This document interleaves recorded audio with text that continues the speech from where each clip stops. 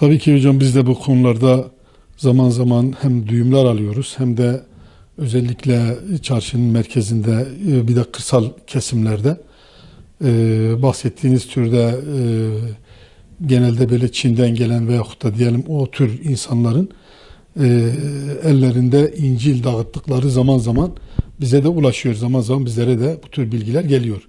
Hatta bizim kendi esnaf arkadaşlarımızdan bir tanesinde dükkanına girdiklerinde arkadaş bu nedir diye sorduklarında işte biz Hazreti İsa'nın tanıtımıyla ilgili diye böyle bir geçiştirecek bir cevap vermişler. Bu çok düşündürücü bir olay. Aslında Müslüman memleketinde bu hani Müslüman mahallesinde salyangoz satmaya benzer bir durumdur. Dolayısıyla bunlar eğer başka ülkelerden gelip burada ellerini kollarını sallaya sallaya Hristiyanlığın propagandasını yapıyorlarsa burada çok ciddi manada sorun ve sıkıntılar var demek. Bu ülkenin içerisinde gerek ülke idarecilerimiz olsun gerekse halk olarak hakikaten bu olaya çok ciddi manada bir eğilim gösterip bir tepki vermemiz gerekiyor. Neticede bunlar kendi çocuklarımızı, kendi evlatlarımızı Hristiyanlaştırma adına bir takım misyonerik faaliyetler yürütüyorlar. Buna gerek mevcut olan iktidarın, hükümetin, gerek halkımızın bir şekilde dur demesi lazım. Bunlara müsaade etmemesi lazım. Çocuklarımız, biz Müslümanız. Müslüman olduğumuz için de çocuklarımızı İslam'a göre, Müslümanlığa göre yetiştirmemiz gerekiyor. Çocuklara İslami anlayış vermemiz gerekiyor.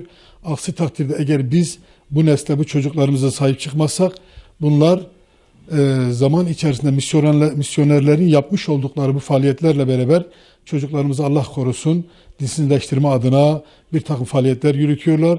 Bunlara çok ciddi manada bir engel olmak lazım, tepki vermek lazım diye düşünüyorum.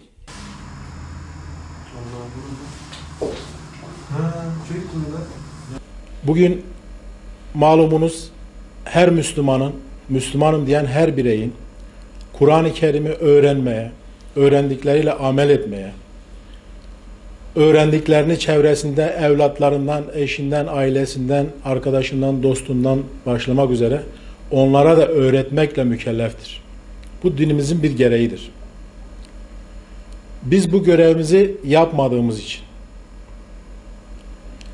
çocuklarımıza Kur'an'ı, hadisleri, Peygamber Efendimizin hayatını, peygamber sevgisini aşılamadığımız için, öğrendiklerimizle hakkıyla amel etmediğimiz için maalesef bugün bu misyonerler binlerce kilometre uzaklardan gelip burada çok rahat insanlarımızı Hristiyanlığa davet etme cesaretini gösteriyorlar.